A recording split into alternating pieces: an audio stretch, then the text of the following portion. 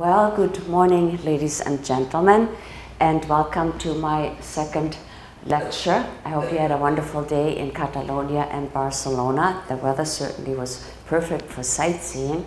So my name is Gerlinda Melchiori, and we are coming from Ann Arbor, Michigan.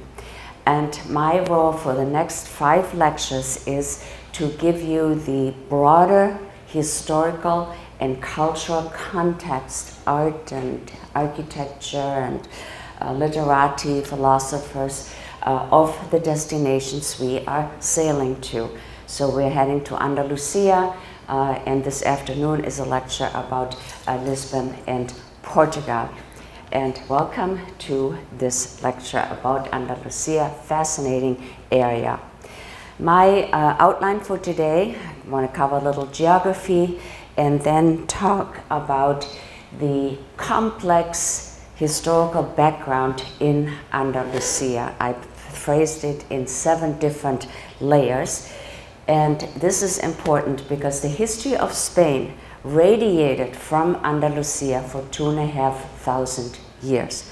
And then talk a little bit about southern Spain, what it looks like today, and then some life choices of the people in Andalusia. So here we go. We are sailing right about here, I believe, and pretty soon make this right turn here, and then heading all along the coastline of Andalusia, go through the Straits of Gibraltar, and head here for Cadiz. So we're sailing the entire bottom of southern Spain, of Andalusia. I wanted to share this map with you. It goes back some time. Of course, Spain is a united country under one crown, but for centuries it was really a mosaic of principalities and kingdoms. And you know many of them, you know, the Basque, we just were in Catalonia, are they fiercely independent, right? And in the middle we have Castile and Aragon, and down here Andalusia. And all of these regions over these centuries developed their own personality, their own, you know, lifestyles, even dialects. I just wanted to point this out to you. Maybe you travel across Spain some other time and experience different ways.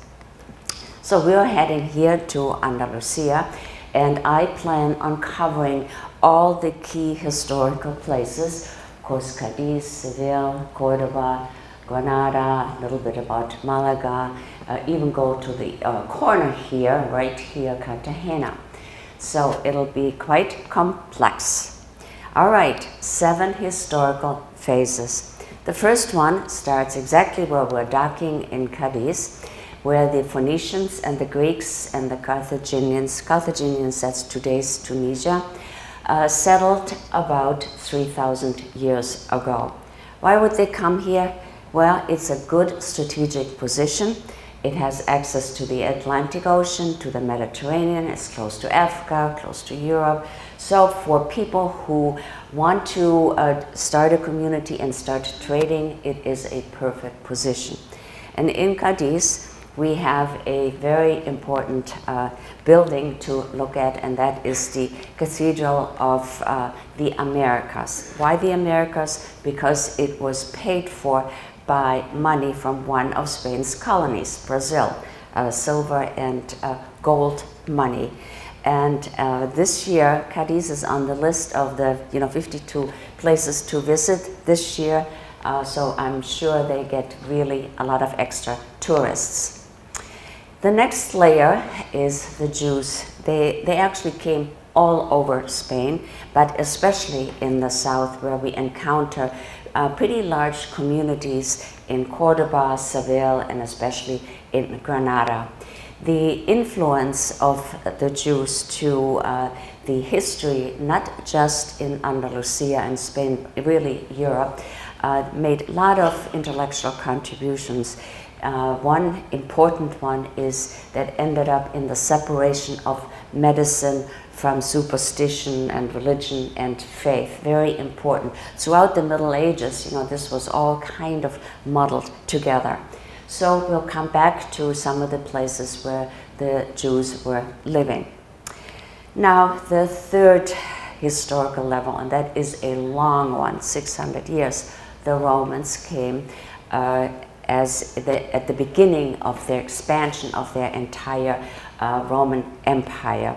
And yes, they moved into Cordoba. They made it their headquarters.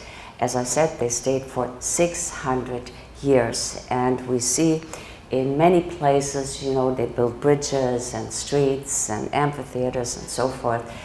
In Cordoba, not that much is left, for the simple reason because after the Romans left, another invader, another country came in and really settled in the same place. We'll come back to that. So yes, there are some ruins and some museums, but if you really want to see Roman places, art and architecture, you might want to go to Cartagena, which is way on the edge here. Actually, it is already in the next province of Murcia, but it was closer to Rome. There was more active trading between the headquarters in Rome and here in Cartagena. And here, this picture here shows you the size of the Roman Empire at its peak. So they have just recently, not even 40 years ago, discovered this theater. It was completely buried in debris, and it has been an active archaeological site ever since, but you can go there, you can actually talk and hear your voice vibrating, very interesting. And there are other Roman buildings in Cartagena, a bull ring for instance. And if you're lucky and go there, you might hit the town when they have a Roman festival. We were there a year or so ago, and they had one of those festivals, and all the little kids were walking around looking like Roman soldiers, you know, with the helmets on and the shield. It was really quite lovely. So they're actually proud of that heritage. But we are moving on to the next historical level. So the Roman Empire towards the end of the 4th and definitely in the 5th century started to decline and kind of was withdrawing and invaded along its big borders. So that invited tribes from the north. Germanic tribes coming in by the name of Visigoths and Vandals, and a third smaller tribe by the name of Suebi came in. And their major contribution to the peninsula, to Spain, was that it converted the entire country to Christianity. So they stayed there for around 200 years. And yes, if you travel across Spain, and if somebody says, oh, there used to be this little chapel here, chances are that it was built by the Visigoths or the Vandals. These tribes were not united under one crown, one military, one taxation system. And that is really the explanation why when the next invaders came, they were kind of overrun very quickly. And who are these next invaders? The Moors. They came in the year 711. The tribe called Umayyad invaded from the south. And where did they settle? Well, what was good for the Romans was good for the Moors. So why were they called Moors? Who are they really? Well, today this would probably be politically incorrect, but the people saw these darker people and called them Moors, and it stuck, and we still refer to them as the Moors and Moorish architecture. We have Moors in Shakespeare, we have Moors in operas. So, but who are these Moors? Well, let's go for a minute, because, you know, they stayed in southern Spain for 700 years, so this is very important. We're going back to the 7th century, where the Prophet Muhammad had just died, proselytizing Islam, of course. And a generation or two later, they started feuding who is in charge of interpretation of Islam and the marketing, the proselytizing, the administration. And it got worse and worse. And one group, one tribe said, we are leaving, we're going somewhere else. We are starting our own caliphate someplace. So the Moors left the Middle East and traveled along here and converted all of these countries to Islam through today. They're still Muslims. and then and along the way picked up some people, natives from North Africa, Berbers, and in the year 711 set over into southern Spain. So, because these Visigoths and Vandals were easy to conquer, within a couple of decades they overran the entire peninsula. They called it Al-Andalus. It came from Vandals and sort of it got into an Arabic, word. And of course, Andalucia still has the same word in there. Their headquarters was in Cordoba, and as I said, they stayed in the south for 700 years. The first 300 years are now called by historians the Age of Tolerance. Why? Because, well, they came from a feuding environment, right? So that's not what they wanted here, where they started their own new caliphate. So they were tolerant toward the Jews and the Christian. They let them practice their religion. At times, in fact, they were invited to be part of, shall we say, their government. So the Age of Tolerance curated a very productive intellectual environment. They created wonderful Moorish architecture, and the town became a center of learning. Think of it this way: all of a sudden we have Arabic, Greek, Hebrew, Latin, Romance languages all in one place, which means that things that had never been translated before now were translated. Plato and Aristotle, for the first time, were available in Latin. Then they brought some interesting technological ideas with them, like the water wheel. Southern Spain is quite dry, and they brought the water wheel. You may have seen them, these huge wheels, and they're hooked up to an animal, and it goes around and digs and digs and digs until water comes up. We were in India 2 years ago, and in rural areas they are still using these water wheels. They're hooked up to a cow that goes in the circle. So at one time, at its peak, there were 8,000 of those at work. In addition, these different cultures brought different plants and like rice, for instance, to the area, new ways to create textiles, ceramics, and metal works.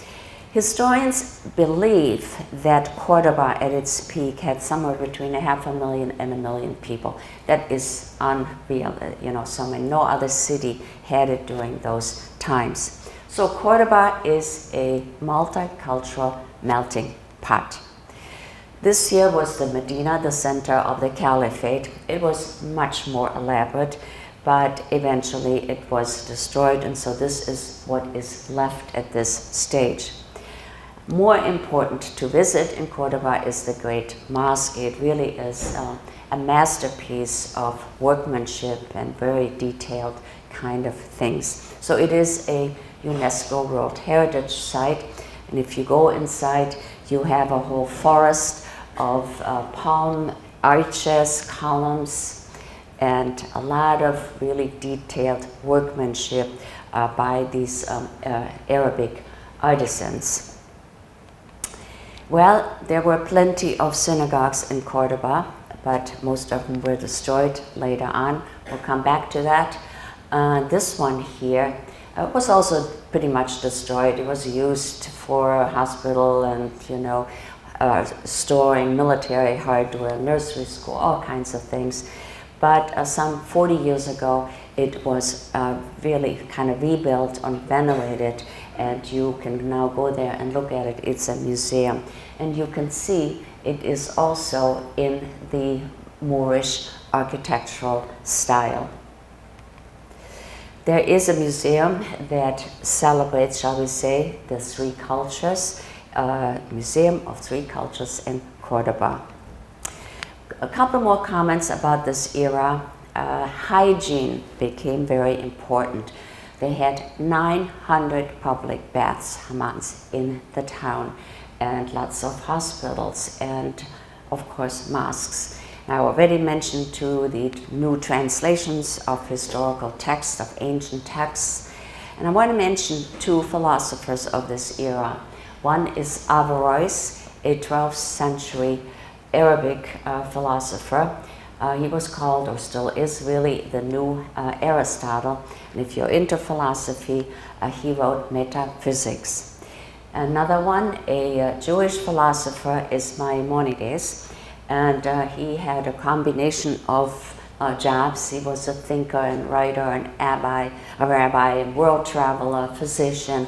And already in the 12th century, he was talking about that we all ought to do exercises to stay healthy. There are various hospitals in the United States that carry his name. One of them is in New York.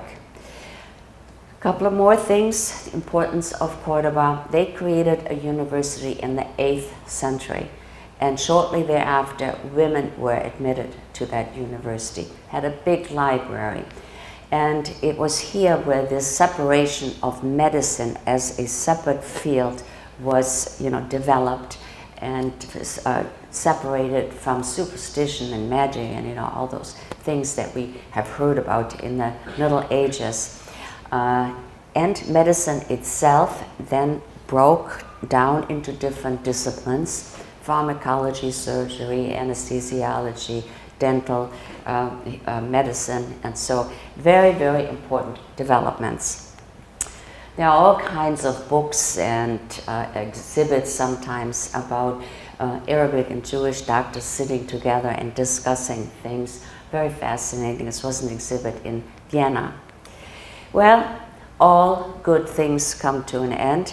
After 300 years, the Arabs in Cordoba started fighting. They started fighting for control and territories, and they broke up into what we might call principalities. They called them taifas.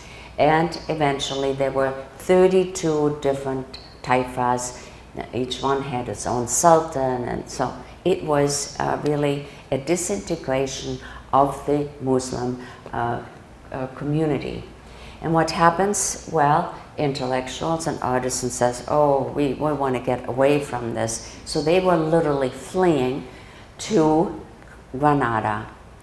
Granada was an old city already, had been established by the Greeks and the Romans. There were a whole community of Jews there. In fact, for a while it was called Granada of the Jews.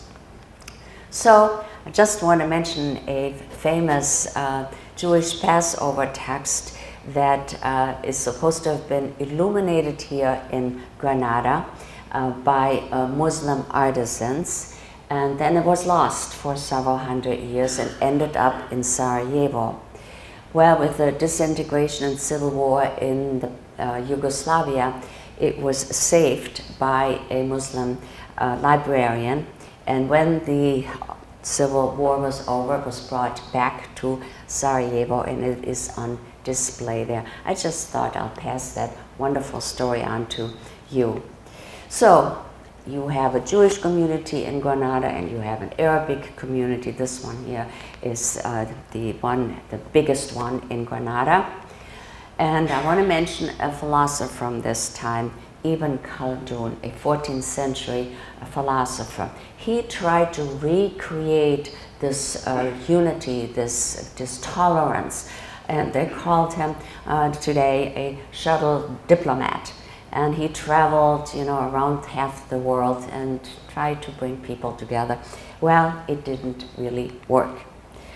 So we are entering our 6th historical phase now, called Rechristianization and Reconquesta, and it started in the 11th century. You can imagine that as the Muslim unity started to break down in the 11th century, that some of the Christians, and especially leaders, kings, were saying, well, maybe this is time now for us to bring Spain back to becoming again a Christian country. And so they started this re-Christianization. It started in the north and slowly made its way down to here. It took 400 years. They literally had to fight inch by inch their way down to Granada. I don't want to go into all the details of this. By the middle of the 15th century, we have an important royal couple in Spain, and that is Ferdinand who inherited Aragon, and Isabella, who inherited Castile. The two married, and thus we now have a large territory with a lot of military power, taxation power, military, political power. So the two of them were really determined to push out the last Moors out of Spain. And they did. They created the Spanish Inquisition, which was a rough one. A lot of books were burned, a lot of people died at the stake. They had these public burnings once a week, you know, especially in the south. So tough times, and the people they wanted was to push out the Moors. They also wanted to eliminate the so-called new Christians, you know, because they said, oh, they're just faking Christianity, you know, so they became a victim as well. Well, the last holdout was in the Alhambra in Granada. It's a UNESCO site, and it draws the largest number of tourists in Spain, period. So this started out as a little fortress built by the Moors, and after the breakup in the 11th century, a sultan took over. The little fortress became a palace and a major administration of the area. And so this is what Ferdinand and Isabella were determined to conquer, and they did. The year 1492, they literally rode their cavalry into the Alhambra, and the last sultan had to flee.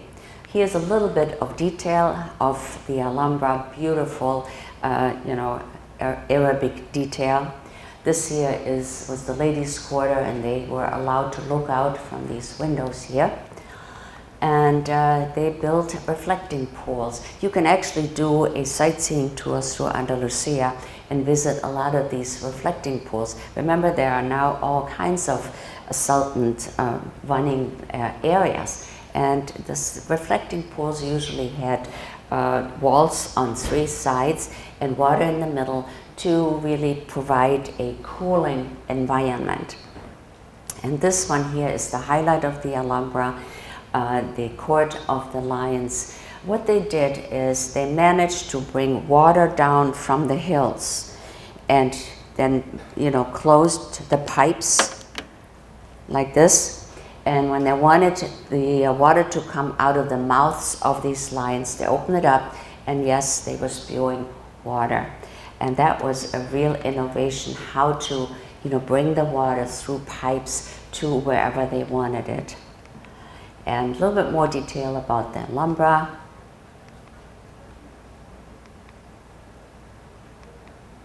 And here is a garden. All these sultans had gardens next to their palaces. And again, you see here the fountains. Again, they used this technique with the piping, really quite innovative in those days. So, 1492, the fall of Granada, is the end of Muslim presence in Andalusia. And what Isabella did, in addition to that, she also wrote an edict to expel the Jews and the new Christians. So this is the edict of 1492, and that is a whole other lecture of what these people did afterwards. So now starts a process of converting big mosques into Catholic cathedrals. And here is one in Granada. It's absolutely huge, and obviously a lot of people go there and visit it. And Granada, if you're interested in Moorish art and want to see how it was made or still is made, this is the place to go and you know, watch it. I wish I had time to explain how they do these things. They are really fascinating. But we have one more historic phase to go through, and that is the 7th one, the beginning of the Age of Discovery. So we're still in the 1490s, And here you have a picture of Columbus pleading with Isabella, please give me the money to build some ships, because I promise you, I know there are lands out there that we can conquer, take over, and cultivate as colonies. Isabella was not so fond of him. You know, he was from Genoa. He came from a family, a Jewish family that had converted to Christianity a couple of generations ago. He had a strange dialect, so she turned him down a couple of times. But eventually, he got his money, and you know the rest of that story. So Columbus sails out, and other Spanish navigators do the same. Later on in the cruise, I have a lecture about the Age of Discovery, so we'll talk more about all of this. And of course, in Barcelona, you have seen the statue of Columbus. And in case you think he's pointing to the New World, no, he's pointing to Algeria, they found out. So that is, yes, so that's Columbus. And as you can imagine, as he and his successors cultivated these colonies, all of a sudden, he was very much appreciated. So this is the beginning of imperial Spain. They are creating colonies, and here you have a picture of a lot of the areas, you know, that they are cultivating. And where is the wealth going to? Well, it goes to the coastal cities, Cadiz and Seville. So they now decide, well, you know, Granada is landlocked and we are out of touch with what is going on now. So they moved the capital from that area, from that sultanship, to Seville. And it's hard for me to see, right north here of Cadiz. And the money came in from the colonies, and within a few decades, Spain became the richest country in Europe. And of course, there was a sultan there also, and this here is the famous Alcazar in Seville. And again, you see the structure of the reflecting pool architecture, a lot of wonderful workmanship here to see. And the inside here, it doesn't have lions, it has a courtyard of the maidens. And yes, again, a garden. You know, this goes back to the Hanging Gardens in Babylon. This is why these sultans all recreated these gardens, and again, with plenty of fountains.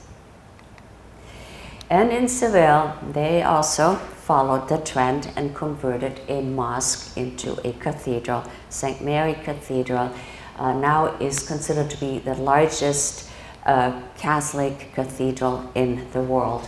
And if you go on a walking tour and you walk along here, you will remember what I said, because it is really, really big. This here is the beautiful entrance. And yes, you can go up to the Gerlinda Tower by foot, by steps. This, of course, used to be a minaret. So that is the cathedral in Seville, and inside you will encounter the tomb of Columbus. As I said, by now he was a very celebrated hero. Seville then became very popular. The artists would come, and you know, universities developed, and if you had time there, you could go to a half a dozen museums about fine art and archaeology, even Flamenco Museum, maritime, bullfight, and so forth. And I'm saying here, Lonely Planet calls Seville one of the must-see destinations. And I want to introduce to you an architect from Spain, Santiago Calatrava.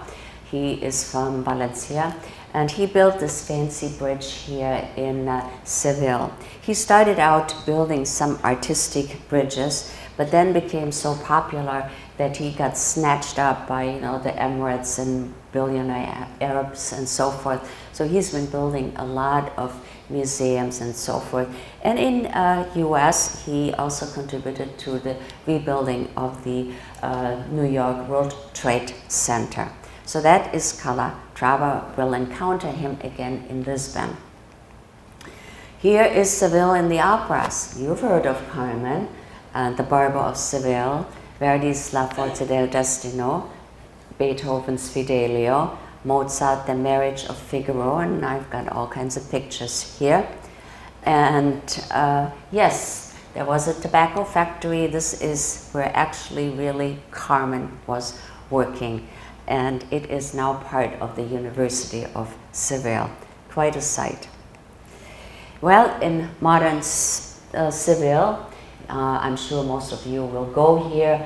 You will walk along here. Take your time, and walk along here. And what you see is the history of Spain painted in tiles. It's just precious. You really want to spend some time there. And in downtown Seville, they just recently finished what is called Metropole Parasol. It's 6 kind of mushroom-like creatures. They want people to come downtown, and they also want to show the tourists, don't just come for these historic sites. We are in the 21st century also, and this is what they built. And yes, it draws crowds during nice weather. Well, eventually a couple of things happened, and that is that Seville, which had a little river going in for all the traders, clogged up, silted up, so that was bad. And the good part was that the royals are now so wealthy and they're in demand, and they get into all kinds of dynastic marriages. So all of a sudden they're hooked up by marriage and so forth with a lot of the royal houses in Europe. Similarly, they also start fighting with some of the countries like the Dutch and so forth. So it became obvious that to be in the south, in Seville, well, that wasn't quite it anymore. They wanted to be closer to the rest of Europe, and they moved the capital to Madrid and built a new royal court a little bit outside of Madrid called the El Escorial. It is a huge compound with cathedral and monastery and palace and schools and a lot of buildings for all the servants and so forth. It's fascinating to go to. But for Andalusia, it meant that the political power now has shifted out of the south to Madrid. Well, that brings us to Spain and Andalusia today. The country has 46 million people, a fair amount of immigrants. The language is Castilian Spanish, that's from the middle of Spain, and lots of tourists, 60 million of them. And yes, you probably heard that they had some real economic difficulties the early part of this century, and are still really struggling with it. Andalusia itself has 9 million people and 11 million tourists.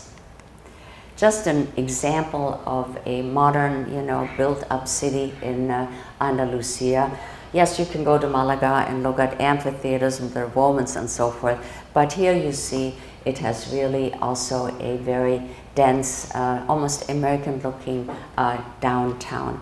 Malaga was the European Cultural Capital in 2016. Europe selects 2 cultural capitals a year, and it's typically cities who have changed. They're saying to the world, we had struggles, we had civil wars, we had economic downturns, but now we are good again. Come back and visit us. So that is what Malaga did in 2016. Another example of modern Andalusia, if you travel along the coastline, you see all these white condominium developments. You find entire colonies populated by the British. The area became, what to some of us Northeastern Americans, Florida is. That is their Florida. They have settled there or bought timeshares. Culture and life in Andalusia, yes, you have lots of beaches. Many millions of tourists come just for the beaches. from, from Germany, from England, from the Netherlands, France, and so forth. It takes about an hour to fly down here. Why take a chance with the weather, if you can get sunshine here most of the year? They have their fiestas, religious festivals, even carnivals, quite interesting, dance festivals. Also religious festivals. This one here is called Semana Santa. And of course flamenco, and I'm sure some of you will see some dancing in Cadiz. And the Spanish like their soccer. It's not so big in Andalucia. It's really very different in Barcelona and Madrid. The Spanish have famous biking champions, tennis champions, and you know this guy here. And you can still see a bullfight here in Andalusia. As you know, in Catalonia, where we were, it is now outlawed, and the big bull ring in Barcelona is now a shopping mall. But here outside the areas you can still see bullfights. And then the Spanish government did something really smart about 100 years ago. They noticed that they cannot maintain all their architectural treasures, the palaces and the fortresses and the churches and so forth. So they created the system of parador hotels, where they're converting historic architectural buildings into hotels. Yes, they are a little bit more expensive. They are obliged to retain their looks from the outside, but inside there are hotels, and there are several of them in Andalusia. Here's one in Malaga. This one is in Granada. And if you ever come back to Seville, you can stay in this parador just outside of Seville and enjoy the reflecting pools and, the system with the 3 walls. So that is quite a treasure to go there. I want to thank you for coming, and hopefully you're prepared for the area. And I hope to see you again this afternoon at 3 o'clock when I'll be talking about Lisbon and Portugal. Thanks again. Thank you. Thanks a lot.